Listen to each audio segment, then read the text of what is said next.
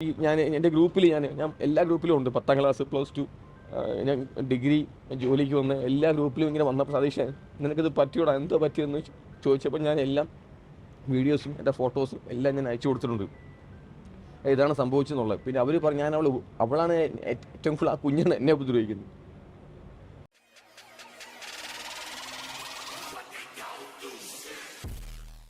അങ്ങനെ വിഭജിക്ക് ശേഷം ഷാർജയിൽ ഒരു ആത്മഹത്യ കൂടി, അല്ല, ഒരു കൊലപാതകം കൂടി.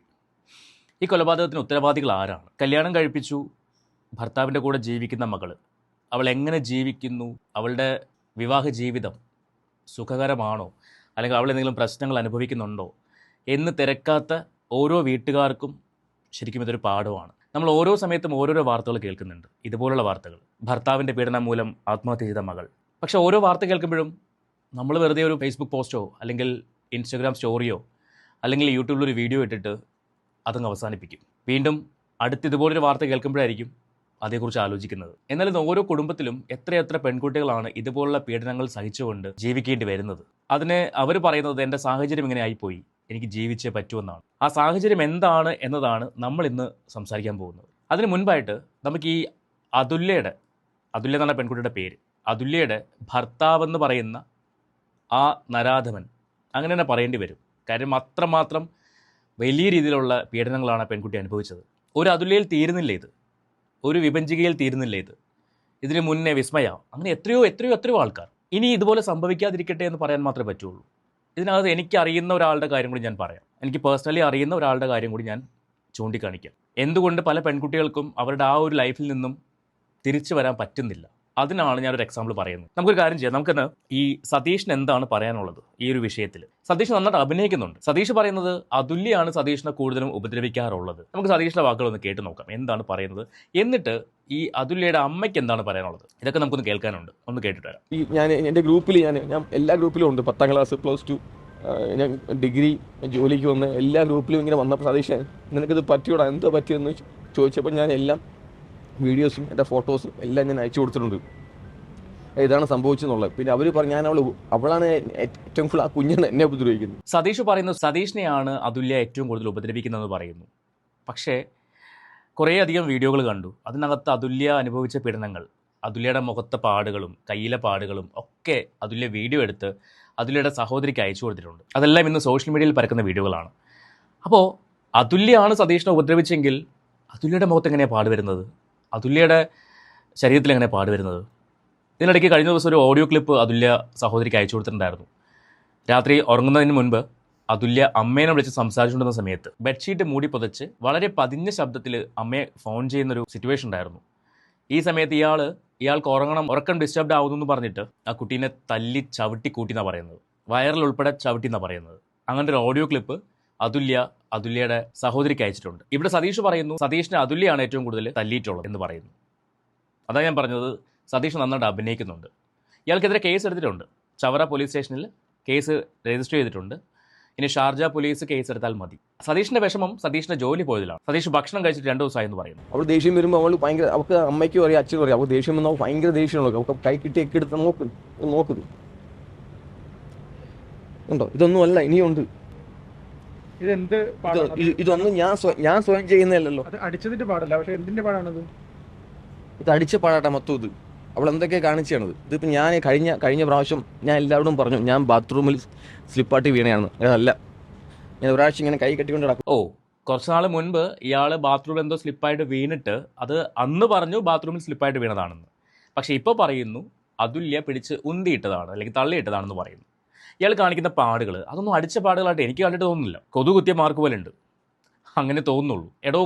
എനിക്ക് മനസ്സിലാവാത്തൊരു കാര്യം, തനിക്കൊന്നും ഭാര്യനെ നല്ല രീതിയിൽ നോക്കാൻ പറ്റില്ലെങ്കിൽ കല്യാണം കഴിക്കാൻ പോകരുത്. തൻ്റെയൊക്കെ സൈക്കോത്തനം കാണിക്കാൻ വേണ്ടിയുള്ള ഒരു പ്രോപ്പർട്ടിയാണോ ഭാര്യ എന്ന് പറയുന്നത്, അല്ലെങ്കിൽ പെൺകുട്ടികളെന്ന് പറയുന്നത്? പറ്റാത്തവൻ കെട്ടരുത്. ഇനി ഈ പെൺകുട്ടി ഒരു പക്ഷേ അവൾക്കൊരു ആശ്രയമില്ല എന്ന് തോന്നിയിട്ടായിരിക്കാം ഇങ്ങനൊരു കടുങ്കൈ കാണിച്ചത്. ഇതൊരു ആത്മഹത്യയാണെങ്കിൽ, പക്ഷെ ഞാൻ അങ്ങനെ വിശ്വസിക്കുന്നില്ല. എന്നാൽ പോലും ഇങ്ങനൊരു കടുങ്കൈ, കാരണം അവൾ ആ ചേച്ചിക്ക് അയച്ച ഓഡിയോ നോട്ടിൽ പറയുന്നുണ്ട് ആത്മഹത്യ ചെയ്യാൻ പോലും എനിക്ക് ധൈര്യമില്ല എന്നാണ് പറയുന്നത്. അങ്ങനെ ആത്മഹത്യ ചെയ്യാൻ ധൈര്യമില്ല എന്ന് പറഞ്ഞൊരു പെൺകുട്ടി അടുത്ത ദിവസം ആത്മഹത്യ ചെയ്യണമെങ്കിൽ, സതീഷിൻ്റെ പല വീഡിയോകളിൽ സതീഷ് പറയുന്നുണ്ട് ഇയാൾ ഓടി വന്നപ്പോഴേക്കും വാതിൽ തുറന്ന് കയറിയപ്പോൾ ലോക്ക് ചെയ്ത് പോയ വാതിലാണ്, അത് തുറന്നു കിടന്നു എന്ന് പറയുന്നു. വാതിൽ തുറന്ന് അകത്ത് കയറിയപ്പോൾ കണ്ട കാഴ്ച എന്ന് പറയുന്നത് അതുല്യ ഹാങ് ചെയ്ത് നിൽക്കുന്നു, കാൽമുട്ട് മടങ്ങിയിരിക്കുന്നു, ഒന്ന് ചവിട്ടി നിന്നാൽ എഴുന്നേറ്റ് നിൽക്കാൻ പറ്റുന്ന ലെവലിലായിരുന്നു നിന്നിരുന്നത് എന്നാണ് പറയുന്നത്. അപ്പോൾ ഇതെങ്ങനെ ആത്മഹത്യയാവും? എന്നെ ചിന്തിപ്പിച്ച ചോദ്യങ്ങൾ അതൊക്കെയാണ്. ഇയാൾ കള്ളം പറയുന്നതാണോ അതവിടെ മറ്റെന്തെങ്കിലും സംഭവിച്ചിട്ടുണ്ടോ? ഒരുപാട് പ്രാവശ്യം അതുല്യ വീട്ടിൽ അമ്മയോട് പറഞ്ഞിട്ടുണ്ട്, അമ്മ എനിക്ക് ഇയാളുടെ കൂടെ ജീവിക്കാൻ പറ്റില്ല, അമ്മ പോലീസ് സ്റ്റേഷനിൽ കേസ് കൊടുക്ക്. ആ സമയത്ത് അമ്മ പറഞ്ഞൊരു മറുപടിയുണ്ട്, മോളെ നമ്മളങ്ങനെ പോലീസ് സ്റ്റേഷനിലൊന്നും പോയിട്ടില്ലല്ലോ, പിന്നെ നാട്ടുകാരറിഞ്ഞാൽ നാണക്കേടല്ലേ. ഓരോ പെൺകുട്ടികളുടെയും ജീവിതം ഈ ഒരു അവസ്ഥയിലേക്ക് എത്തിക്കുന്നത് സ്വന്തം വീട്ടുകാർ തന്നെയാണ്. അവരവരുടെ ബുദ്ധിമുട്ടുകൾ പറയുമ്പോൾ, ഭർത്താവിൽ നിന്നോ അല്ലെങ്കിൽ ഭർത്തൃ വീട്ടുകാരിൽ നിന്നോ അനുഭവിക്കുന്ന ബുദ്ധിമുട്ടുകൾ പറയുമ്പോൾ നീ ഒന്ന് അഡ്ജസ്റ്റ് ചെയ്യുക, എന്തായാലും കുട്ടികളൊക്കെ ആയി പോയില്ലേ, തിരിച്ച് വീട്ടിൽ നിന്ന് കഴിഞ്ഞാൽ നാട്ടുകാരെന്ത് പറയും, നാണക്കേടല്ലേ. ഇത്തരത്തിൽ ഈ പെൺകുട്ടികളോട് പറയുമ്പോൾ അടുത്ത സമയത്ത് എന്തെങ്കിലും ഇതുപോലൊരു ഇഷ്യൂ ഉണ്ടാകുമ്പോൾ അവർ വീട്ടിൽ അറിയിക്കത്തില്ല. എന്തായാലും കേൾക്കാൻ പോകുന്നത് ഇത് തന്നെയാണല്ലോ. അതുകൊണ്ട് അവർ പറയില്ല, പകരം അവർ മറ്റൊരു സൊല്യൂഷൻ തേടും. അതേസമയം ഇവർക്കൊന്ന് തുറന്ന് സംസാരിച്ചാൽ കേൾക്കാൻ തയ്യാറായിട്ട് അമ്മയോ അച്ഛനോ സഹോദരങ്ങളോ കൂട്ടുകാരോ ആരെങ്കിലും ഒരാളുണ്ടെങ്കിൽ ഇവരൊരിക്കലും ഇത്തരം കടുങ്കൈകൾ കാണിക്കാൻ നിൽക്കില്ല. ഇപ്പോൾ അതുല്യയെ സംബന്ധിച്ച് അതുല്യയ്ക്ക് സഹോദരിയുടെ അതുല്യ എല്ലാം ഷെയർ ചെയ്യാറുണ്ടെന്ന് പറയുന്നു. അവിടെയാണ് എനിക്കിത് ആത്മഹത്യ അല്ല എന്നുള്ളൊരു സംശയം വരുന്നത്. എല്ലാം തുറന്ന് സംസാരിക്കാൻ ഒരു പെങ്ങളുണ്ട്, അവരോട് എല്ലാം തുറന്ന് സംസാരിക്കാനുണ്ടെന്ന് പറയുന്നു. പക്ഷെ അവരോട് പോലും ഇങ്ങനെ ഒരു കാര്യത്തെക്കുറിച്ച് സംസാരിച്ചിട്ടില്ല. പിന്നെ ഇവിടെ എന്താ സംഭവിച്ചത്? ഇതൊരു ആത്മഹത്യ അല്ല, മറിച്ച് കൊലപാതകമാണ് എന്ന് എന്നെ ചിന്തിപ്പിക്കുന്ന ഒരു പോയിന്റ് അതാണ്. അതിന് ഈ സതീഷിനെ പിടിച്ചൊന്ന് നന്നായിട്ട് കുടഞ്ഞു കഴിഞ്ഞാൽ മനസ്സിലാവും, ഇയാൾ അന്ന് അവിടെ ഉണ്ടായിരുന്നോ, പുറത്ത് പോയോ, പോയിട്ട് വന്നതാണോ എന്നെല്ലാം കൃത്യമായിട്ട് മനസ്സിലാവും. എന്തായാലും നമുക്കൊരു കാര്യം ചെയ്യാം, സതീഷിന് ബാക്കി പറയാനുള്ളത് എന്താണെന്ന് കേൾക്കാം. ഞാൻ ബാത്റൂം വീണല്ലേ, ഇവളോട്ട് പ്രശ്നം വന്നപ്പോൾ ഇവളെന്നെ തള്ളി, ഞാൻ താഴെ പേടിച്ചാണ്. താഴെ പേടിച്ചിട്ട് ഞാൻ ഒരാഴ്ച ഞാൻ സ്ലിങ് ഇട്ടുകൊണ്ടിരുന്നു. ആ സ്ലിങ്, ആ ബെൽറ്റ് ഊരി അവളെന്നെ അടിച്ചു. എനിക്ക് കുഴപ്പമൊന്നുമില്ല. ആ കുഞ്ഞ് കാണിച്ചത് അവിടെ ദേഷ്യമാണ്. ഞാൻ ഒരിക്കലും അവളെ കുറ്റം പറയത്തില്ല. ആ കുഞ്ഞ് എന്നോട് സ്നേഹം കൊണ്ട് കാണിച്ചാണ്. ആ കുഞ്ഞിന് എന്ത് പറ്റി എനിക്കറിയണം. അവൾ ഒരിക്കലും സൂയിസൈഡ് ചെയ്യത്തില്ല. അത് 100 അല്ല 200% ഞാൻ പറയുന്നു. എൻ്റെ കുഞ്ഞ് ഒന്നുകിൽ എന്നെ പേടിപ്പിക്കാൻ കാണിച്ച അബദ്ധം, ഇല്ലെങ്കിൽ അവൾക്ക് എന്തോ പറ്റി. എനിക്കിതറിയണം. എന്നിട്ടേ ഞാൻ ഇവിടുന്ന് പോകത്തുള്ളൂ, എന്നിട്ടേ ഞാൻ ചാവത്തുള്ളൂ. ഞാൻ അടുത്ത സ്റ്റെപ്പ് എന്താണ്? ഞാൻ പറഞ്ഞില്ലേ, സതീഷേട്ടൻ നന്നായിട്ട് അഭിനയിക്കുന്നുണ്ട്, നന്നായിട്ട് മെഴുകി നല്ല രീതിയിൽ അഭിനയിക്കുന്നുണ്ട്. ഒരു പെൺകുട്ടി എന്തൊക്കെ സ്വപ്നം കണ്ടായിരിക്കും അവളെ ഒരു ജീവിതത്തിലേക്ക് പോയത്. ഇനി നമുക്ക് കേൾക്കേണ്ടത്, ഇപ്പോൾ ഇയാളിത് ഇങ്ങനെ ന്യായീകരിച്ചുകൊണ്ടിരിക്കുകയാണ്, അമ്മയ്ക്ക് എന്താ പറയാനുള്ളത്. ശരിക്കും ഇവരുടെ കല്യാണ നിശ്ചയം കഴിഞ്ഞപ്പോൾ തന്നെ ഇവൻ്റെ ഭാഗത്തു നിന്ന് ആ കുട്ടിക്ക് മാനസികമായിട്ടുള്ള പീഡനങ്ങൾ അനുഭവിച്ചു തുടങ്ങിയെന്നാണ് പറയുന്നത്. പിന്നെ എന്തിനീ കല്യാണം കഴിപ്പിച്ചു വിട്ടു? എന്നെ ചിന്തിപ്പിച്ച രണ്ടാമത്തെ കാര്യമാണ്. ഞാൻ ഈ വീട്ടുകാരുടെ മേലും കുറ്റം ആരോപിക്കുന്നതിന് റീസൺ അതാണ്. ഈ പെൺകുട്ടിയുടെ മരണത്തിന് വീട്ടുകാരുടെ ഭാഗത്തുനിന്ന് നല്ല രീതിയിൽ തെറ്റ് സംഭവിച്ചിട്ടുണ്ട്. അത് പറയാനുള്ള കാരണം അമ്മ പറയുന്നത് നമുക്ക് കേട്ടു നോക്കാം. കല്യാണം കഴിക്കുന്നതിന് മുമ്പേ നിശ്ചയം കഴിഞ്ഞവൻ ഫോൺ വിളിക്കുമായിരുന്നു. അപ്പം ഫോൺ വിളിക്കുമ്പോഴൊക്കെ എൻ്റെ കുഞ്ഞ് ബാത്റൂമിലാണെങ്കിലോ കുളിക്കാൻ കയറുവാണെങ്കിലോ അന്നേരം ആ സ്പോട്ടിൽ എടുത്തോണം ഫോണ്, അല്ലേ അന്നേരം വഴക്കാം. ഞാൻ എപ്പം വിളിച്ചാലും എനിക്ക് കിട്ടണമല്ല ഇനി എന്നവൻ പറയും.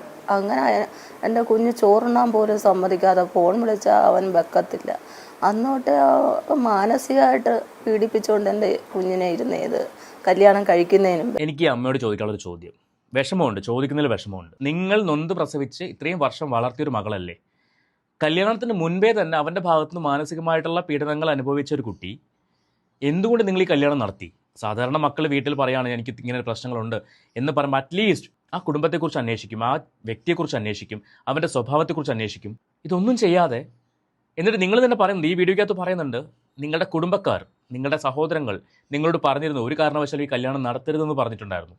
എന്നിട്ടും നിങ്ങളത് എന്തിനു നടത്തി വെച്ചു? അതിന് നിങ്ങൾ പഴിക്കുന്നത് ആ പെൺകുട്ടീനെയാണ്. കാറ് കണ്ടിട്ട് മോഹിച്ചു പോയി. ശരിക്കും എന്ത് പറയാനാ? ഈ മരണത്തിന് കുറച്ച് ഭാഗമെങ്കിലും നിങ്ങളുടെ ഭാഗത്ത് മിസ്റ്റേക്ക് ഉണ്ട്, ഇല്ലെന്ന് പറയാൻ പറ്റില്ല. കേൾക്കാൻ ബാക്കി. പലവട്ടവും നിശ്ചയം കഴിഞ്ഞിട്ട് മോതിരം ഊരി കൊടുത്തതാ, വേണ്ട, ഒരു തരത്തിലും അഡ്ജസ്റ്റ് ചെയ്യാൻ പറ്റത്തില്ല. അന്നേരം അവരുടെ അമ്മ വരും, തൂങ്ങിച്ചാവും, അല്ലെങ്കിൽ കിണറ്റിൽ ചാടി, ഞങ്ങളുടെ കിണറ്റിൽ ചാടി ചാവുമെന്നും പറഞ്ഞു. അന്നേരമൊക്കെ എല്ലാവരുടെയും കാല് പിടിച്ച് അവർ ജീവിച്ചിരിക്കത്തില്ല എന്നൊക്കെ പറഞ്ഞ് നമ്മളെ ഭീഷണിപ്പെടുത്തിയാൽ പിന്നെ എൻ്റെ കുഞ്ഞ് ഇതെല്ലാം സഹിച്ച് ക്ഷമിച്ച് ജീവിച്ചത്. എൻ്റെ വീട്ടുകാരെല്ലാം എതിർത്ത് ഈ കല്യാണത്തിന്. കാരണം എൻ്റെ കുടുംബ വീടിൻ്റെ അടുത്തായിരുന്നു അവരുടെ അമ്മയുടെ കുടുംബ വീട്. അതുകൊണ്ട് അവരുടെ ഫാമിലി നമുക്ക് പണ്ടേ അറിയാം. അത് വെച്ച് എൻ്റെ സഹോദരങ്ങളും എൻ്റെ അമ്മാവന്മാരും കുഞ്ഞമ്മമാരും ഒക്കെ പറഞ്ഞ് ഒരു കാരണവശാലും ഈ കുഞ്ഞിനെ അവിടെ അയക്കരുതെന്ന് ആ ഫാമിലിയിലോട്ട്. അപ്പോഴൊക്കെ നമ്മൾ ഈ കുഞ്ഞുങ്ങളോട് പറയും. ഇത്രയും ആളുകൾ പറഞ്ഞിട്ടും നിങ്ങൾക്ക് വിശ്വാസമായില്ല. എന്നിട്ട് ഈ അമ്മ പറയുന്നുണ്ട്, ഞാൻ അമ്മയെ കുറ്റപ്പെടുത്തുന്നതല്ല, പക്ഷേ ഇന്ന് അമ്മയുടെ അവസ്ഥ കണ്ടിട്ട് സങ്കടം തോന്നുന്നുണ്ട്. പക്ഷെ പറയാതിരിക്കാൻ വയ്യ. ഈ അമ്മ പറയുന്നുണ്ട്, കാറ്, ജോലി, വിദ്യാഭ്യാസം, ഇത് മൂന്നും കണ്ടിട്ടാണ്, അത് കണ്ടിട്ട് അവൾക്ക് ഇഷ്ടപ്പെട്ടു പോയതാണ്. അത് അവൾക്കല്ല ഇഷ്ടപ്പെട്ടത്, വീട്ടുകാരുടെ നിർബന്ധം. മോളെ, ഒന്നുമില്ല അവന് വിദ്യാഭ്യാസം ഇല്ലേ, ഒന്നുമില്ലല്ലോ അവന് ജോലിയില്ലേ, ഒന്നുമില്ലല്ലോ അവന് വരുമാനമില്ലേ, അവന് കാറില്ലേ, ബംഗ്ലാവില്ലേ, അപ്പോൾ കല്യാണം കഴിയുമ്പോൾ ഇതൊക്കെ അങ്ങ് മാറിക്കോളും. ഓരോ കുടുംബത്തിൽ നടക്കുന്ന കാര്യമാണ്. വീട്ടുകാരാണ് ഒരു പെൺകുട്ടിയുടെ ഇത്തരം ഒരു അവസ്ഥയ്ക്ക് ഒരു പരിധിവരെ കാരണക്കാർ. അതല്ലെന്ന് പറഞ്ഞാൽ എനിക്ക് സമ്മതിക്കാൻ പറ്റില്ല. ആ പെൺകുട്ടി എന്തെങ്കിലും ബുദ്ധിമുട്ട് അനുഭവിക്കുമ്പോൾ അത് വന്ന് പറഞ്ഞു കഴിഞ്ഞാൽ നീ ഒന്ന് അഡ്ജസ്റ്റ് ചെയ്യുക. ഒന്നുമില്ല, നിനക്കൊരു കൊച്ചുള്ളതല്ലേ, കൊച്ചിനെ വളർത്തണ്ടേ, അതിന് അവൻ്റെ സഹായം ഇല്ലാതെ പറ്റുമോ, നിനക്കൊരു ജോലി ഇല്ലല്ലോ, വന്ന് വീട്ടിൽ നിൽക്കാൻ പറയണം, ഞങ്ങൾ നോക്കാമെന്ന് പറയണം. അതിനുള്ള തൻ്റെ ഇടം ഉണ്ടാവണം. അവരുടെ അവസ്ഥ കൊണ്ട് അവർ നിങ്ങളൊക്കെ പറയുന്നത്. അവർക്കവിടെ പിടിച്ചു നിൽക്കാൻ പറ്റാതെ വരുമ്പോൾ ഒരു പെൺകുട്ടികളും വീട്ടുകാരെ ബുദ്ധിമുട്ടിക്കണമെന്നും പറഞ്ഞ് കല്യാണ ജീവിതത്തിലേക്ക് പോകാറില്ല. അവർക്കവിടെ പിടിച്ചു നിൽക്കാൻ പറ്റാതെ വരുമ്പോഴാണ് അവർ വന്ന് പറയുന്നത്, എനിക്ക് പറ്റുന്നില്ല, എന്നെ ഒന്ന് വിളിച്ചുകൊണ്ട് പോ. നിങ്ങൾ അമ്മമാരും അച്ഛന്മാരും പറയുന്നത് എന്താണ്? പിടിച്ചു നിൽക്ക്, അഡ്ജസ്റ്റ് ചെയ്ത് നിൽക്ക്. ഇവിടെ വീട്ടിൽ വന്ന് നിന്ന് കഴിഞ്ഞാൽ നാട്ടുകാരെന്ത് പറയും? നാട്ടുകാരുടെ മുമ്പിൽ നമുക്ക് ഇറങ്ങി നടക്കണ്ടേ? നാട്ടുകാരാണോ ചിലവിന് വരുന്നത്? നാട്ടുകാരാണോ ചിലവിന് കൊടുക്കുന്നത്? ഒന്നും അല്ലല്ലോ.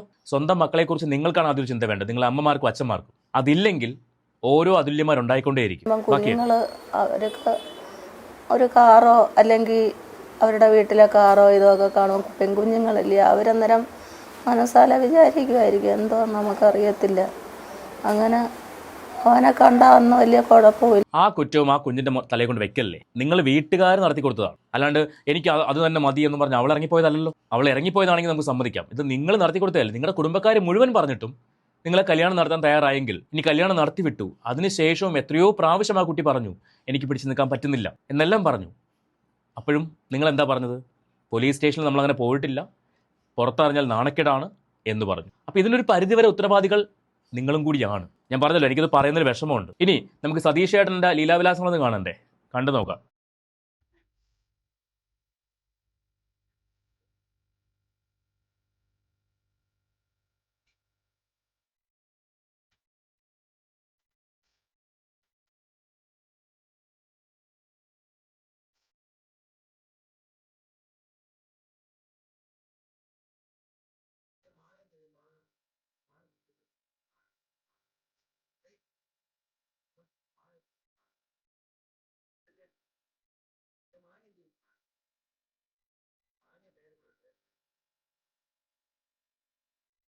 ശരിക്കും കള്ള് കുടിച്ചാൽ അവൻ സൈക്കോ ആണ് അല്ലേ?